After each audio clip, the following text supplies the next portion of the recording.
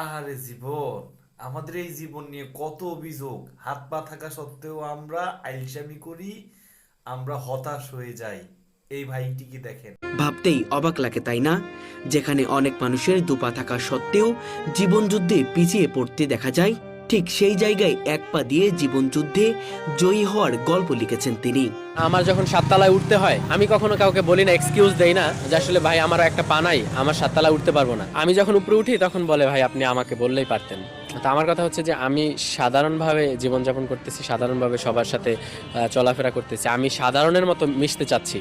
কাঁধে ফুটপান্ডার ভারী ব্যাগ আর এক পা দিয়ে প্যাটেল ঘোরানো কতটা কষ্টের তা আর বলে বোঝানোর প্রয়োজন পড়ে না। এখন বর্তমানেও বলে এত সুন্দর একটা ছেলে পা নাই। এই আজকে আমি যখন এক জায়গায় গেছিলাম, ওইখানে একটা মুরব্বী আমাকে দেখে বলতেছে বাবা তোমার পা নাই। আমি বলছি না, কি হয়েছে, বললাম সব খুইলা। তারপরে সে বলে যে আহারে ছেলেটার জীবনটাই নষ্ট। মানে এই এই যে উক্তিটা যে ছেলেটার জীবনটাই নষ্ট, এইগুলা শুনলে আসলে একটু নার্ভাস লাগে যে আসলে কি হিসাবে আমার জীবন নষ্ট। না, আমি তো কোনো একটা কর্মে আছি, আমি যতটুকু সম্ভব সম্মানের সাথে বেঁচে থাকার জন্য লড়াই করতেছি। মাত্র 5 বছর বয়সে গাছ থেকে পড়ে তার পা ভেঙে যায়, কিন্তু সঠিক চিকিৎসার অভাবে এক পর্যায়ে হাঁটুর উপর থেকে তার পা কেটে বাদ দিতে হয়।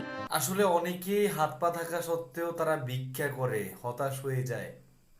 এদেরকে দেখলে আসলে সত্যিকার অর্থেই লজ্জা লাগে নিজের দিকে, আমরা এখনো আইলসামি করি। তো যাই হোক, এই ভাইটির থেকে আমাদের অনেক কিছু শেখার আছে। ভিডিওটা লাইক কমেন্ট শেয়ার করে সাপোর্ট করবেন। শুধু আমার ভিডিও না, স্বাধীনতার সপক্ষে যে বা যারা যারা ভিডিও বানাবে প্রত্যেকের ভিডিওকে লাইক কমেন্ট শেয়ার করে সাপোর্ট করবেন, আর আইডিটাকে ফলো করে দিবেন।